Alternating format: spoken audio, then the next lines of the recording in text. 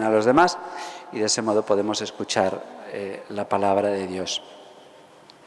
Estamos celebrando hoy la memoria de la Virgen del Rosario, una costumbre inveterada, ya tradicional, cada vez más arraigada en la Iglesia. Es antigua,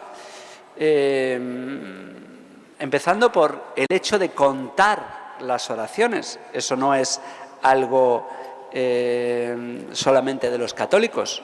Podemos ver en la televisión muchas veces a musulmanes que tienen unos rosarios un poco distintos al nuestro, pero cuentan, algunos con 33 cuentas, otros con 66, otros con 99, lo llaman tasbih, y es un modo de contar los nombres divinos de Dios.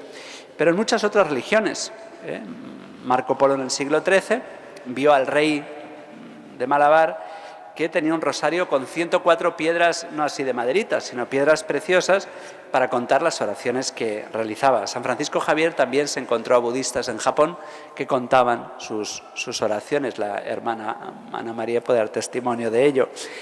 Y entre los católicos pues se contaban de muchas maneras. Tenemos el testimonio del siglo IV del Pablo el Ermitaño, que cada día hacía 300 oraciones y entonces juntaba por la mañana 300 piedras, 300 guijarros, y según las iba recitando, pues iba botando los guijarros, los iba tirando.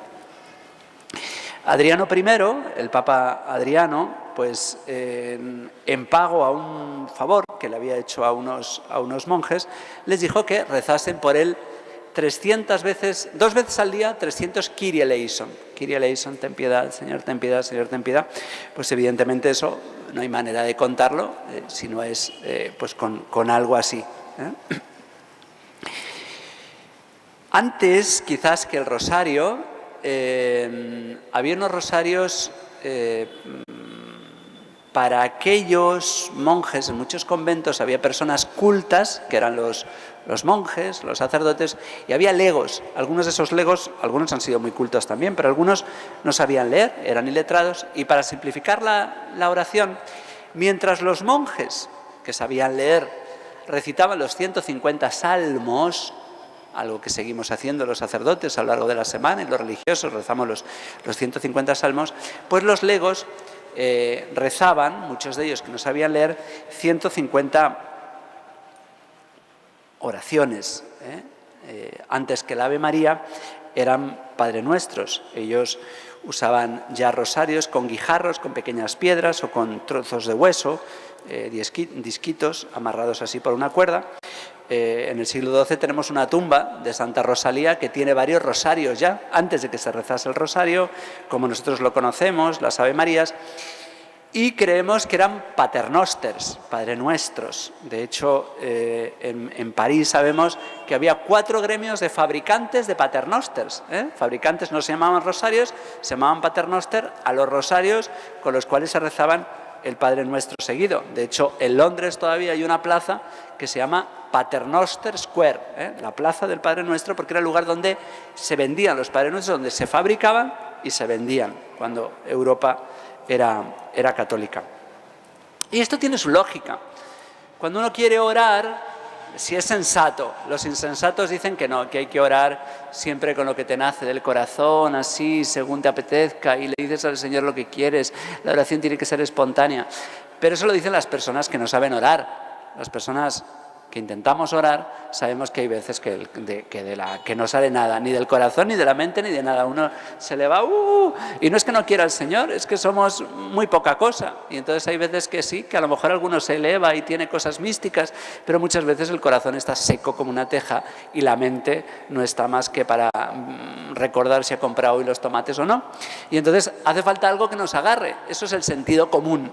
Y por eso la gente que dice, yo solo rezo cuando me nace, esa gente no reza casi nunca, porque además rezará menos y cada vez le nacerá menos. Entonces nos tenemos que agarrar a algo. Y entonces tenemos que agarrarnos a una disciplina y tenemos que dedicar un tiempo y decir, me nazca o no me nazca, me apetezca o no me apetezca, sienta o no sienta, estos 15 minutos, esta media hora, esta hora es para el Señor. Y ahí voy a estar como un clavo. independientemente de que sienta o no sienta, porque cuando vamos a la oración no deberíamos buscarnos a nosotros mismos, si yo me siento bien, si me nace, no me nace, me apetece, no me apetece, no, yo estoy con el Señor y este tiempo es para Él. Eso lo hacen las madres no dicen, yo voy a jugar con mis hijos cuando me nace, no, con los hijos hay que estar cuando nace y cuando no nace, hay veces que lo que nace es ahorcarlos, pero pues no los podemos ahorcar, gracias a Dios no lo hacemos, entonces hay que estar con los hijos, hay que jugar con ellos, cuando están simpáticos y cuando están odiosos. Dios nunca está odioso, pero a veces no está simpático, a veces no nos dice nada y hay que estar con Él, entonces hay que agarrarse a algo y un modo pues es dedicar tiempo con el Señor. Y cuanto más tiempo, mejor, hasta cierto punto. Hay personas que no deben rezar tanto porque a lo mejor están descuidando sus obligaciones. Pero bueno, en principio nosotros medimos el amor en el tiempo que le dedicamos a una persona. Eso lo hacemos hasta en los aplausos. Cuando a alguien muy importante le aplauden y el aplauso es muy largo, dice, ¡ay, un aplauso de 5 minutos! Claro, cuanto más aplaudas a una persona, más le gusta a esa persona. Pues lógico, hay que dedicarle tiempo a la gente querida. Ahora está de moda una cosa que yo critico mucho, que es el minuto de silencio. Es una cosa muy moderna, el minuto de silencio. Vamos a guardar un minuto de silencio por los difuntos. Yo entiendo que eso lo hagan los paganos, que ante la muerte no saben, no tienen qué decir. Pero los católicos, el minuto de silencio es absurdo. Yo cuando me ponen ahí a hacer minutos de silencio por los muertos, yo no guardo silencio, yo lo que hago es rezar. Que pues gracias a Dios yo sí tengo algo que decir por la muerte. Entonces, un minuto de silencio por las víctimas de no sé qué. Pues yo ahí, Padre nuestro que estás en el cielo, santificado, minuto de silencio. El minuto de silencio es para los paganos. Para nosotros no hay minutos de silencio, hay oración por los difuntos. Y bueno, pues ya digo que sabemos, hay testimonios antiquísimos de cuentas para la oración. ¿En qué momento se empiezan a rezar las Ave Marías seguidas?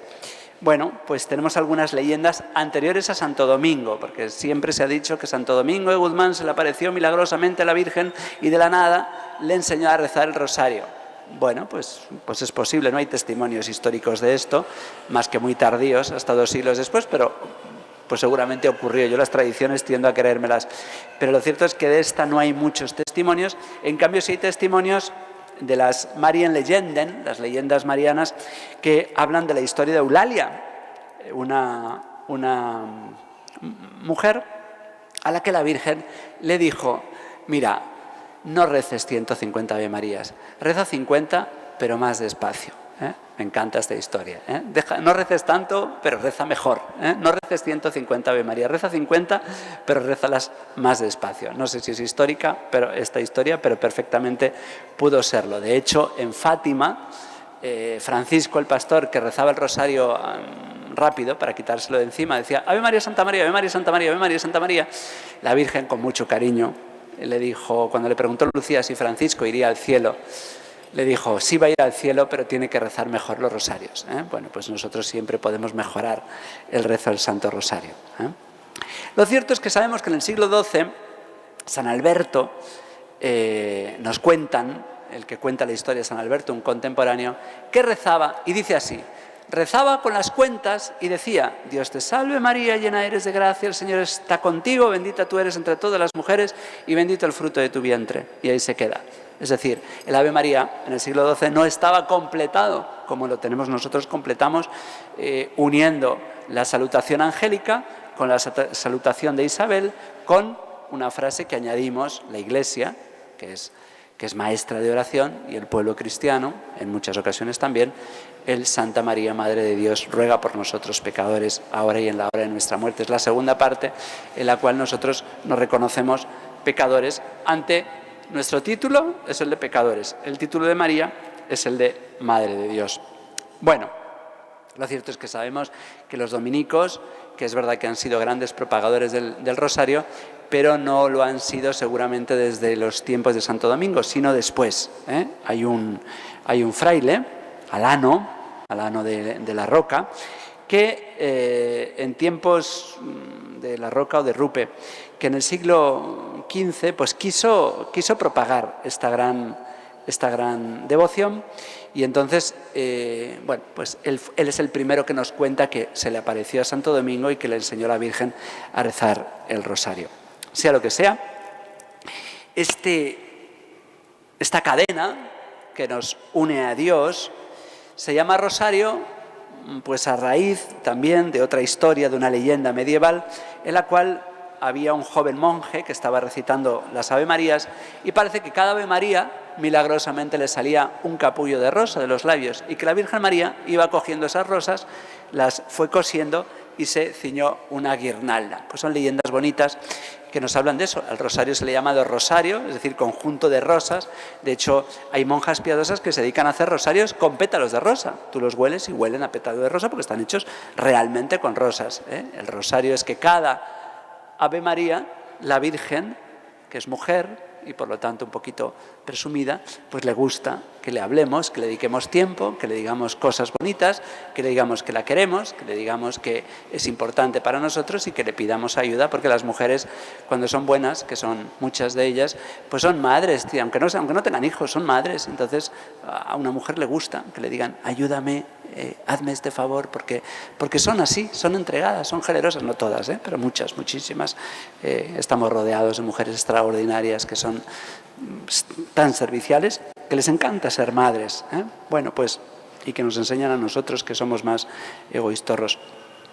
Pues esta es la historia de la corona, de la coronilla. Luego, ya la fiesta que estamos celebrando hoy, la fiesta de la Virgen del Rosario, que al principio no se llamaba la Virgen del Rosario, se llamaba la Virgen de las Victorias, porque cuando ya estaba más extendido en la Iglesia el Santo Rosario, pues cuando España respondió a la llamada del Santo Padre con Venecia para luchar, porque los cristianos a veces tenemos que luchar, para liberar de piratas el mar Mediterráneo, pues los cristianos, los buenos, porque los cobardes se quedaron, de otros países que no voy a mencionar, pues en la batalla de Lepanto fue una grandísima victoria que liberó bastante, desatascó bastante el Mediterráneo del terror de los piratas musulmanes, y entonces el Papa San Pío V erigió la fiesta de Nuestra Señora de las Victorias, que era Nuestra Señora del Rosario.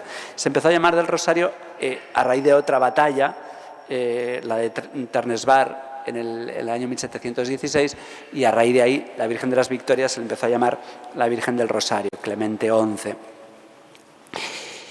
Otra cosa que hizo San Pío V era rezar el rosario, al cual se le añaden las letanías. En Loreto, por eso se llaman letanías lauretanas, en Loreto, muy cerca de Pompeya, otro lugar muy importante, en el sur de Italia, allí se conservan las 3 paredes de la casa de Nazaret. La Virgen María vivía en una cueva, entonces no necesitaba la pared del fondo, pero había que construir, eso pasa en muchas casas de Nazaret, había que construir las 3 paredes que arrinconaban la gruta. Pues esas 3 paredes fueron llevadas a Loreto, en Italia.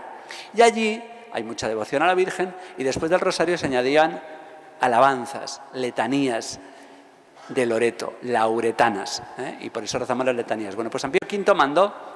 Los papas han ido añadiendo, cada vez son más largas, porque los papas van añadiendo más letanías. Mandó añadir María Auxilio de los cristianos, ruega por nosotros. Después se han ido añadiendo más. Juan Pablo II añadió Madre de las Familias. El Papa Francisco ha añadido Madre de los Migrantes, que a mí a veces se me olvida, hay que añadirla, porque pues son necesidades que van surgiendo y que vamos añadiendo. Y luego, pues todos los papas, sobre todo los más recientes, han sido grandísimos propagadores del rosario. El Papa León XIII tiene hasta 9 encíclicas. Una de las más bonitas que yo he leído es la de Juan Pablo II, Rosarium Virginis Mariae, y hasta el Papa actual son grandísimos propagadores que han manifestado tantas veces el gran bien que hace el Santo Rosario.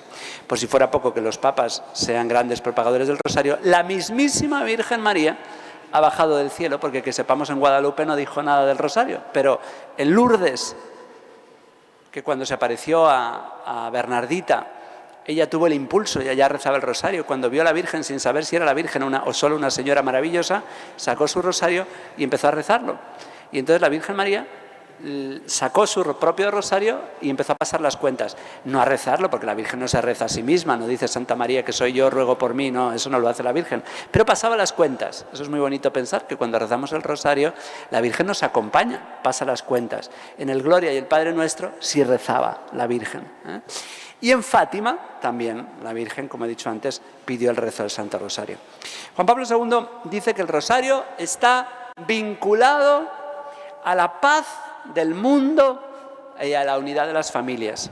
No sé qué cosas más importantes podemos pedir que la paz del mundo y la unidad de las familias. Pues depende la paz del mundo y la unidad de las familias de que nosotros recemos el rosario. Porque es una verdad que tenemos que meditar, que la salvación de muchos depende de la oración y el sacrificio de unos pocos. ¿Y qué arreglo yo si soy el único en mi familia que rezo el rosario? Unos pocos pueden hacer mucho por los muchos. Y por eso nosotros hemos de rezar el rosario. Si es en familia, mejor. Pero tenemos que confiar mucho en esta arma poderosa que nos hace bien personalmente. A mí me gusta pensar que es como el cordón umbilical que un día perdimos, pero es el cordón umbilical que nos une a María y por el cual nos seguimos alimentando y seguimos respirando paz, esperanza, confianza. Pero no nos hace solo bien a nosotros, sino que a través de nosotros se irradia tanto bien al mundo entero. Pues seamos sencillos, seamos humildes, dediquemos tiempo al rezo del Santo Rosario y veremos cómo los primeros beneficiados somos nosotros y el mundo entero también. Que así sea.